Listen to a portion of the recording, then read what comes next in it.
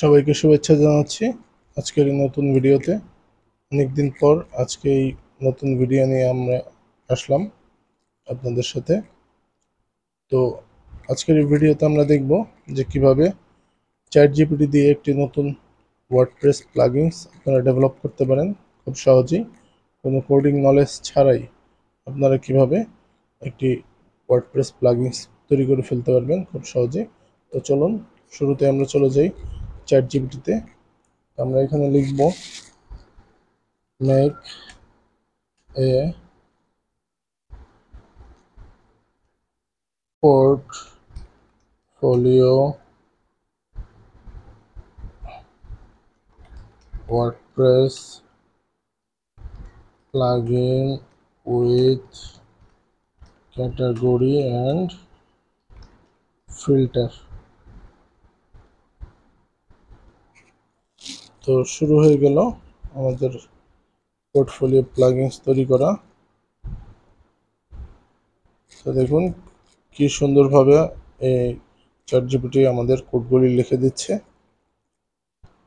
তো আমরা হচ্ছে শুরুতেই আমরা চলে যাই, আমরা লিখি শুরুতেই আমরা প্লাগইনস ফোল্ডারে চলে যাব।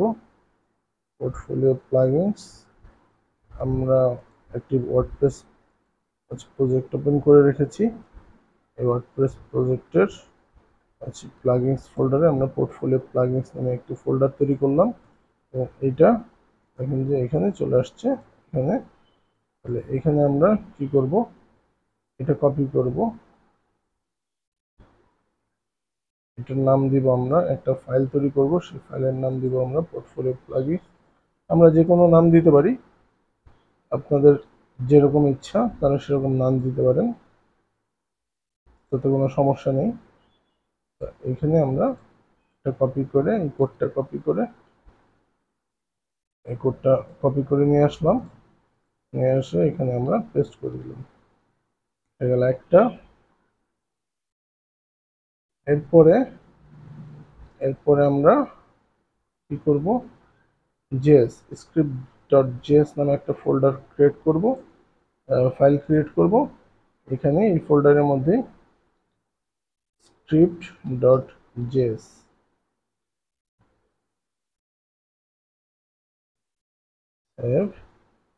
এখানে আমরা স্ক্রিপ্টটা দিয়ে দিব। এরপরে আমরা চলে যাব সিএসএসটা কপি করব, স্টাইল ডট সিএসএস নামে আরেকটা ফাইল করব, স্টাইল ডট সিএসএস আরেকটা ফাইল তৈরি করলাম, ফাইলটা সেভ করলাম। এখন আমরা এখানে দিয়ে দিলাম। এখন যদি আমরা একটু দেখি প্লাগইনসটা আসছে কিনা। প্লাগইনস চলে আসছে।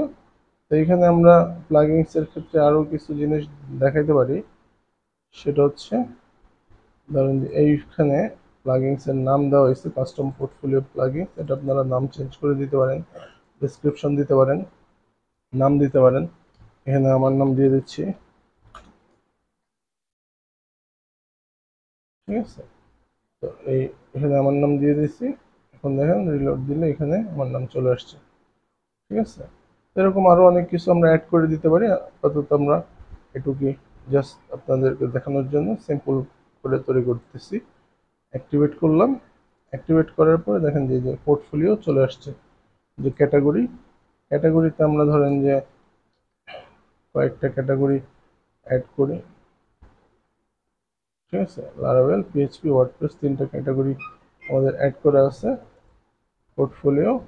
এখানে আমরা কয়েকটা আগে তৈরি করে রাখছিলাম, সেগুলি অটো নিয়ে নিছি। আপনারা চাইলে এভাবে তৈরি করতে পারেন।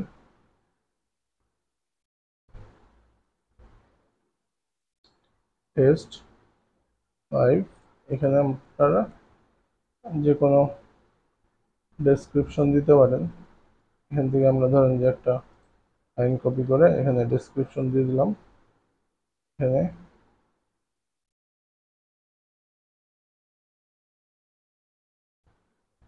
ফিচার ইমেজ, এখানে আমরা একটা ইমেজ, যে কোনো একটা ইমেজ আমরা দিয়ে দিলাম একটা ইমেজ।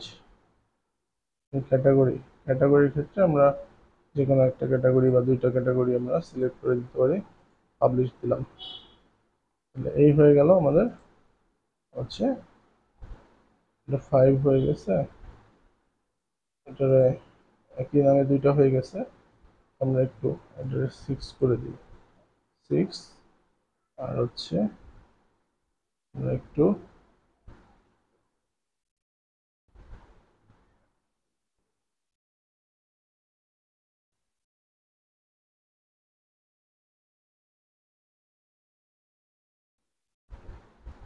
সেভ দিয়ে দিলাম, আমরা চলে আসলাম 6-এ। এখন কি বলছে, এই যে এই শর্টকাটটা যদি আমরা আমাদের যে কোনো একটা পেজে এই শর্টকাটটা আমরা যদি দিয়ে সেভ দিই, তাহলে আমরা এই পেজে শর্টকাটটা দিচ্ছি, দেখেন যে আসছে, গ্রিড সিস্টেম আসছে। হ্যাঁ, 6টা আছে। এখন যদি আমরা লারাভেলে দিই, লারাভেলে 2টা আছে, ঠিক আছে। পিএইচপিতে দিই 3টা আছে, ওয়ার্ডপ্রেসে দিই 2টা আছে। এই যে আমাদের ফিল্টারও হয়ে গেছে, আমাদের প্লাগইনস রেডি। প্লাগইনসের ডিজাইনটাও আমরা চাইলে আমাদের মতো করে ডিজাইনটাও হচ্ছে করে নিতে পারবো। তো এরকম করে আমরা খুব সহজেই প্লাগইনস তৈরি করে ফেলতে পারবো। আশা করি ভিডিওটি ভালো লাগবে এবং আমাদের চ্যানেলটি অবশ্যই সাবস্ক্রাইব করবেন। সবাইকে ধন্যবাদ জানিয়ে আজকের এই ভিডিও এখানে শেষ করছি। শুভেচ্ছা সবাইকে।